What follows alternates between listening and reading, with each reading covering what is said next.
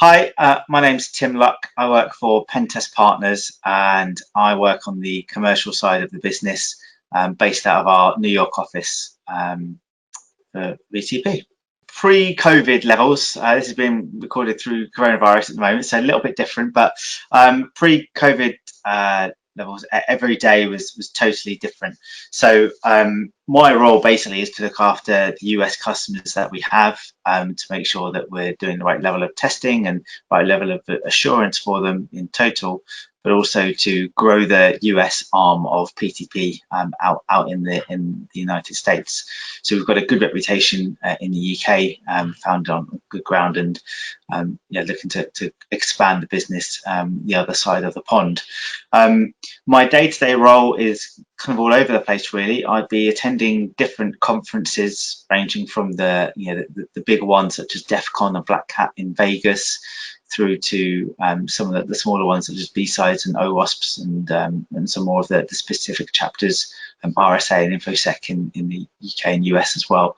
So you'll be attending those conferences either at a booth or meeting up with clients that are already there. Sometimes we get asked to come along to those events to present some findings and some research that we've done as well. So be attending those conferences. So that'd be one part of my role. Another part is meeting up with current customers, either in Manhattan and New York and kind of wider afield, and also kind of keeping up to date with new research and new technologies that are coming out as well. But I suppose the PTP were quite lucky, so I've done quite a bit of traveling around the States already. So we've got a variety of different customers. So we've got in Texas quite a lot, because we do quite a lot in the oil and gas arena down there. So attended a few different events and picked up a few customers along the way, and a variety of kind of other places as well. So I suppose my kind of background is probably quite a bit different to a few other people. So I graduated out of university and I read history. So I'm totally unrelated really to cybersecurity. My first job was in advertising for the Guardian newspaper. Media was quite fun. It was good job to go into straight out of university, and kind of carried on that lifestyle for a little bit really. But it quickly dawned on me that career prospects in media probably wasn't the longevity I was looking for, and I took some time out when traveling, and when I came back to the UK, I had a friend that worked for a pen testing company, and that was in 2011, and I joined that company, and I've been in information security, or cyber security as it's known now, for 9 years, and I've currently been at PTP for 3 years, and during that time, my skill set changed from just kind of working in purely sales to being more rounded in the commercial space, and include presenting on stage and delivering talks to clients. And in the middle of last year, I moved out to the US, moved out to New York to be the face of PTP in the United States. So myself and a couple of penetration testers from the UK moved out to grow the arm of that business. So I'm responsible for growing the business out there, recruiting out there, and getting new clients on board. So it's been quite a quick change in the 3 years that I've been at PTP, from kind of coming in at kind of an account management level to leading the US team. I suppose this is a little bit like the previous question. I think it's the variety for me. It's the variety of projects that I'm fortunate and lucky to be involved with, and working for PTP and the work that we do, and then being able to be involved in these kind of different arenas as well. So we do quite a lot in the traditional sense of pen testing, so penetration testing, vulnerability assessments for financial services. That's kind of the bread and butter of what we do, and that's great. But for me, it's the exciting stuff that we get to do, such as IoT testing. And as you can see behind me, we have a plethora of different things that sit here, and I go and get to talk about it. So we test all sorts of things, from kettles, smart kettles, to probably the creepiest looking doll you've ever seen. This is my friend Kayla, which has become an unofficial mascot for PTP over the years, from the research that we've done quite a few years ago.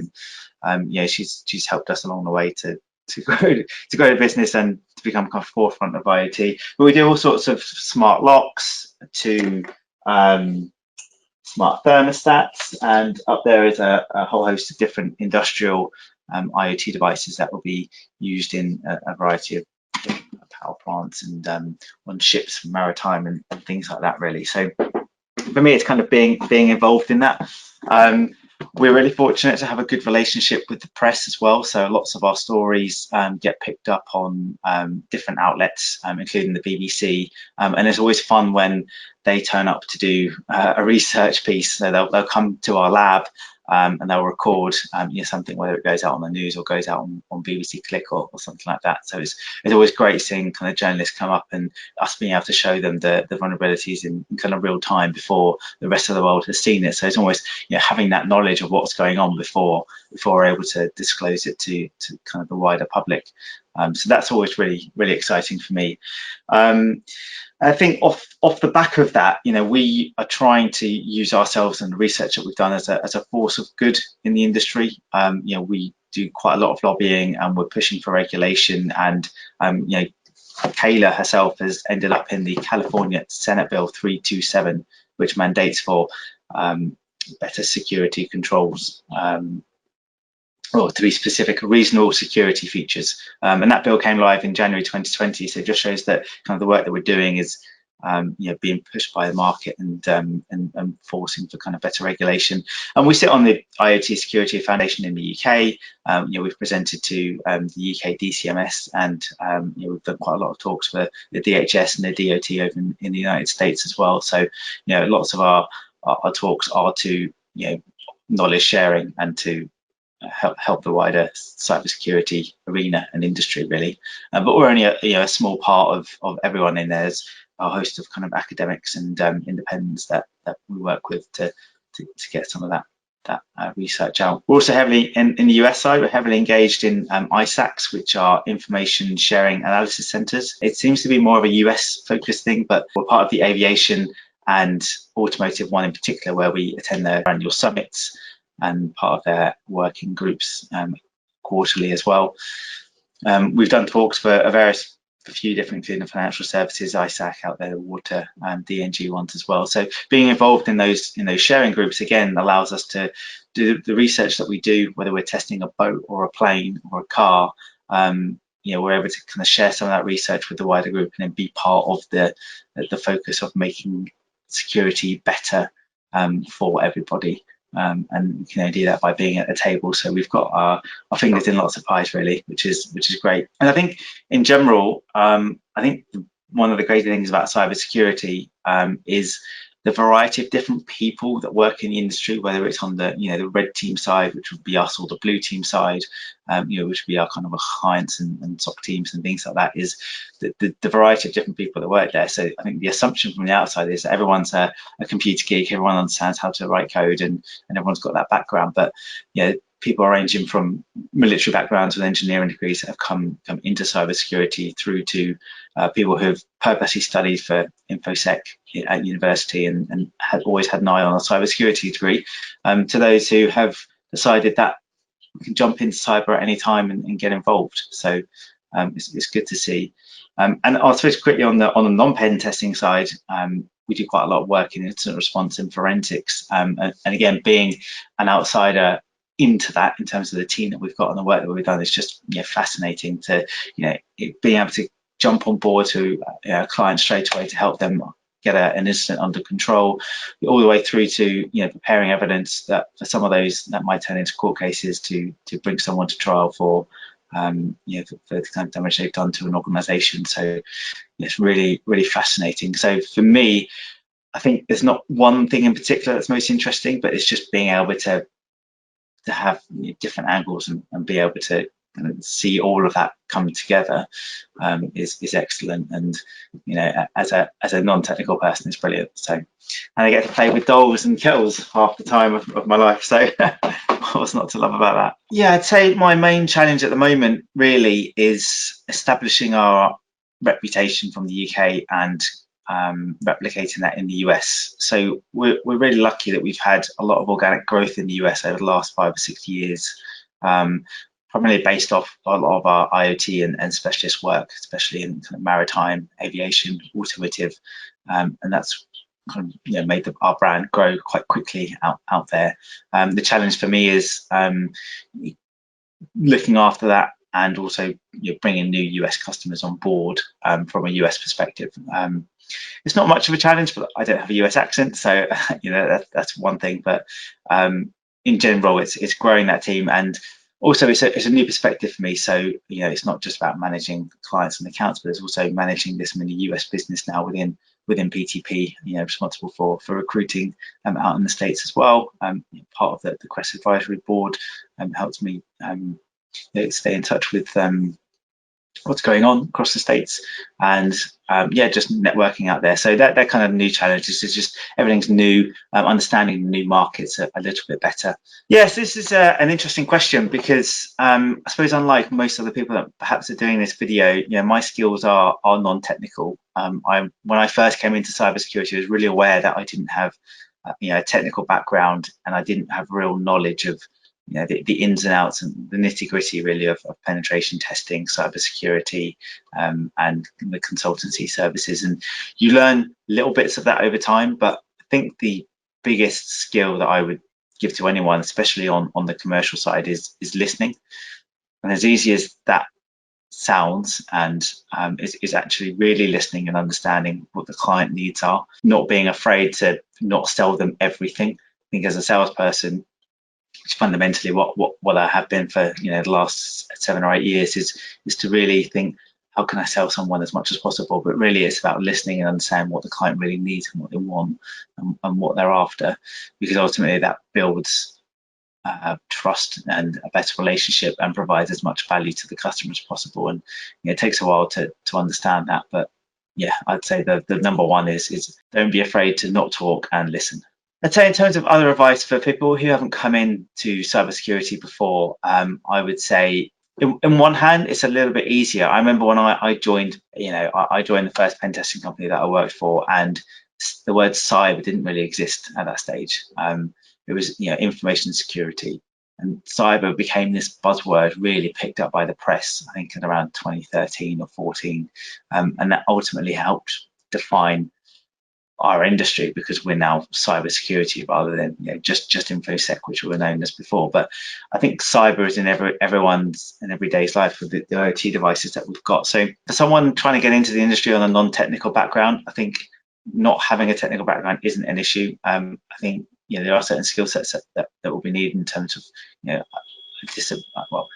from a sales perspective. Yeah, in terms of resources, I would say there are so many blogs out there, including our own, our PTP blog on our website. So there's so much information and resource out there, and ranging from the pen testing side, or the IoT side.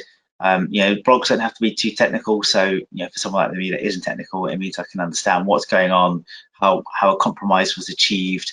We do a lot in vulnerability disclosure, and sometimes reading the stories of how a vulnerability gets found and then how it gets processed by a third party is a really interesting read. So there's lots of job roles within cyber, on, as I say, red, blue, purple, and kind of right across the board.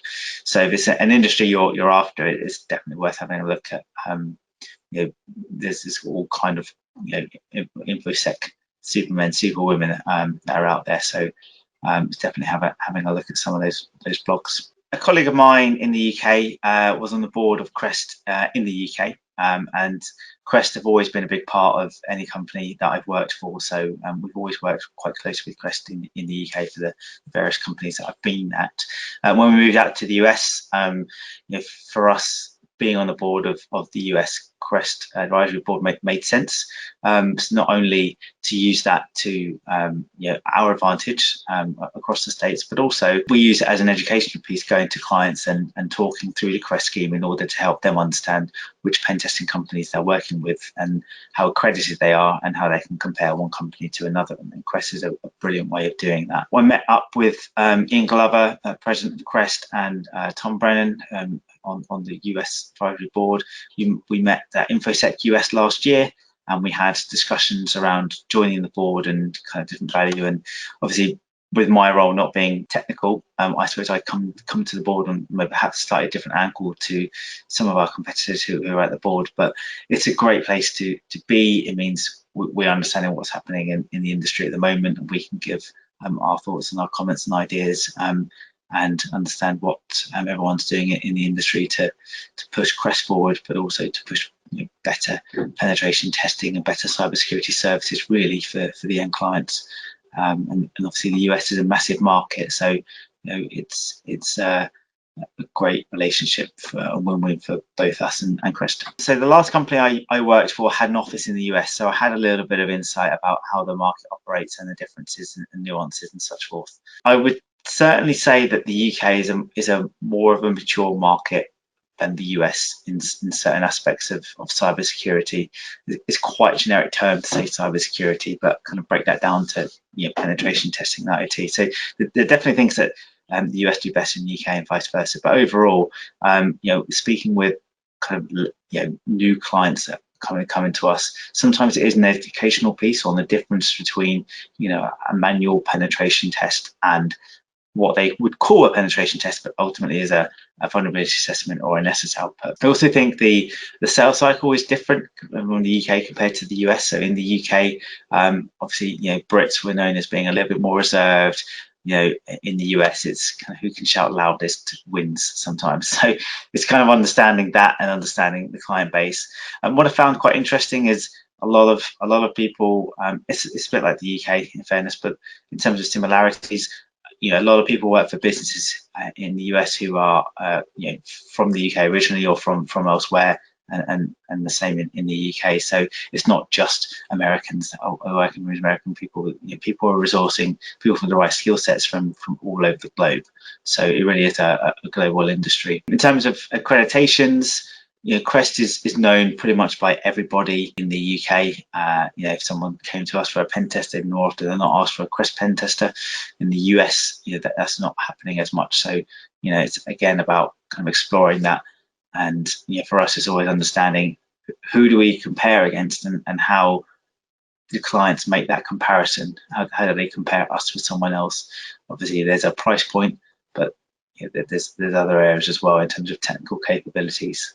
So that's another difference as well. In terms of what I'm looking to achieve, it's twofold really. One is obviously to continue to grow PTP's business out in the US, and CREST is a key part of us doing that. But also we'd like to help grow CREST's own standing out in the United States as well. So there's quite a lot of member companies from the advisory boards that we sit on. It sounds like that CREST is growing, and the number of companies that are joining CREST are on the rise. But we like to educate our clients on CREST as well as other bodies as a way of understanding what pen testing companies they're working with, and the accreditations that the companies have, and kind of level of assurance then that they can compare one company with another.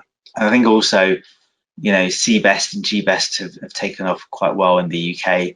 Obviously there's different telecoms, TBEST and the energy one as well. So there are different ones out there, but nothing really in the form of the US. So it's a learning process for that as well, because it seems crazy to me that the US can be such a big market, but each state really do different things and have different levels of regulation, and you don't have an accreditation body really to help them do that. So it's to push CREST out there as well when speaking to clients, as well as hopefully having CREST help us to develop our brand in the States as well.